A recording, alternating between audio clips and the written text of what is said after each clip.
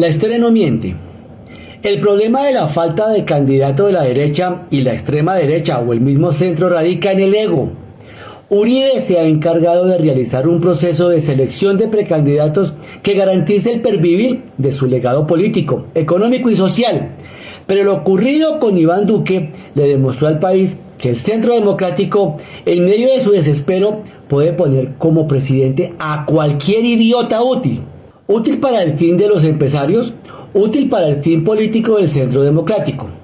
El desespero se siente entre ellos. Por un lado está el aura de superioridad y sobradez de María Fernanda Cabal, esposa de José Félix Laforí Rivera, el cual fue denunciado por el expolítico Benito Osorio de tener vínculos con el exparamilitar Salvatore Mancuso. Cabal, que tiene respuesta para todo, cifras y números, también ha tenido respuestas a sus vínculos con grupos y sociedades que tienen relación presuntamente con el paramilitarismo, tal y como lo evidencia el artículo de Voragine.com.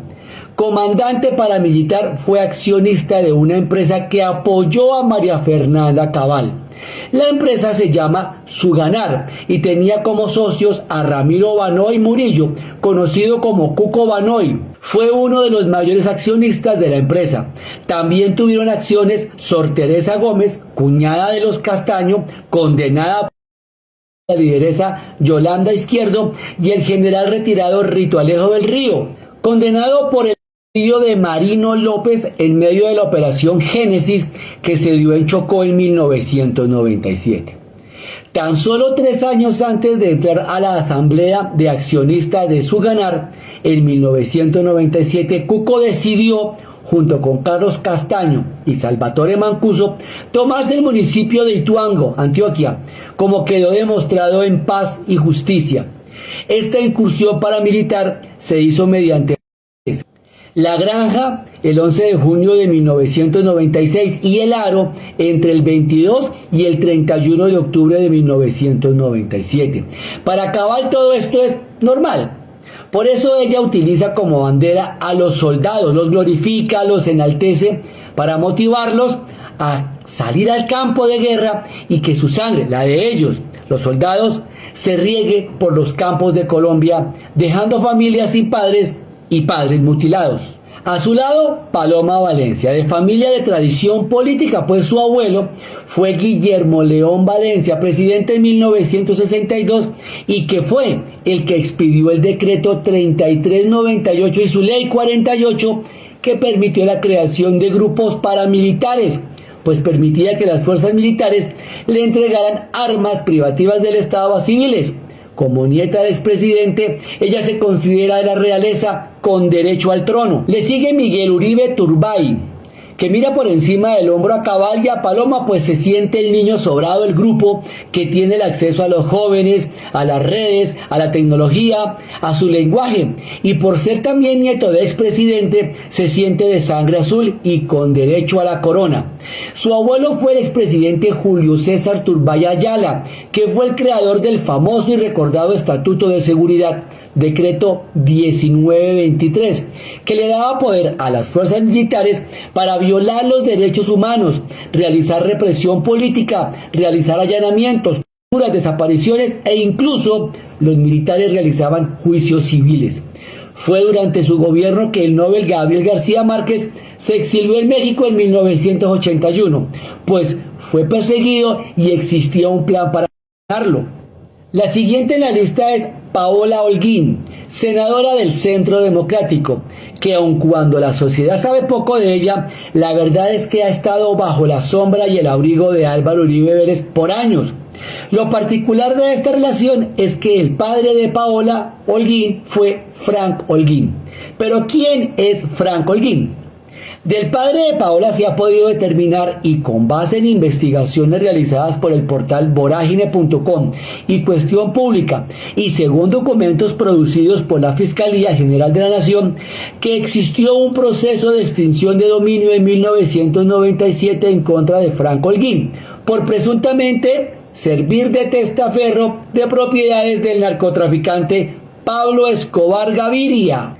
Las investigaciones determinaron que para la época de la supuesta transacción de la venta de inmuebles de Escobar a Holguín, este no tenía ni los medios ni los recursos para apalancar el negocio. El abogado Francisco Javier Salazar, que defendió a Holguín, argumentó que para el momento de los hechos Pablo Escobar Gaviria no había sido juzgado por hechos de narcotráfico.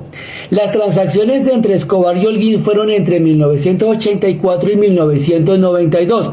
Pablo Escobar se recluye en la catedral el 19 de junio del 91 y se fuga el 22 de julio del 92 y es dado de baja en Medellín el 2 de diciembre del 92 por un grupo élite conformado por la policía y el Ejército Nacional denominado Bloque de Búsqueda.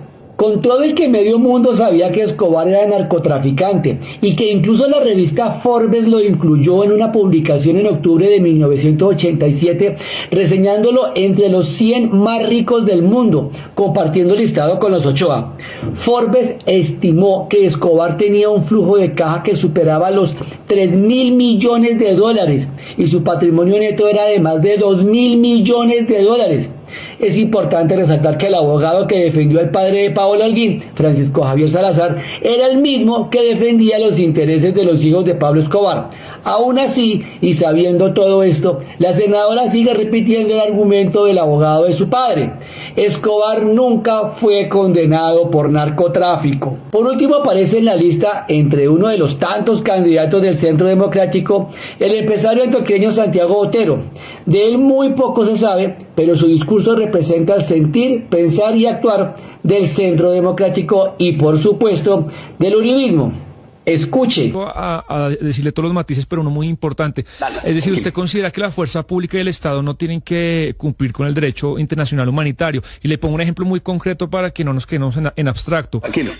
Un bandido o un grupo terrorista o el que quiera se esconde en una escuela o en un hospital, y usted, como lo hace Israel, pues bombardearé que se muevan todos los niños porque no hay que cumplir con el derecho internacional humanitario. Yo le voy a decir algo. No, pero respóndame, no me dé curvas. Respóndame. No, es que el Estado tiene que bombardear a la escuela y que mueren los terroristas, pero también los niños que están ahí. Yo de pronto no mando el Estado, no tiro una bomba porque aquí no es necesaria bomba, pero sí meto al ejército al colegio, eso sí se lo digo. Y que se mueran los niños. Y si se muere algún niño, se muere algún niño. Si se muere algún niño, se muere algún niño. No sé si ustedes ya lograron encontrar el punto de acuerdo ideológico entre todos estos candidatos. Paramilitarismo, autoritarismo, violación de derechos humanos, persecución a líderes e ideas de izquierda y transformación social, defensa del establecimiento, sin importar la sociedad y sus grupos vulnerables, narcotráfico, corrupción. Son los nietos y los hijos los que quieren acabar con lo social, los que, respaldados por Uribe, le pintan muñecos de colores a los electores, diciendo que van a cambiar todo lo que sus abuelos se cagaron. Mentiras, la verdad quieren seguir en las mismas.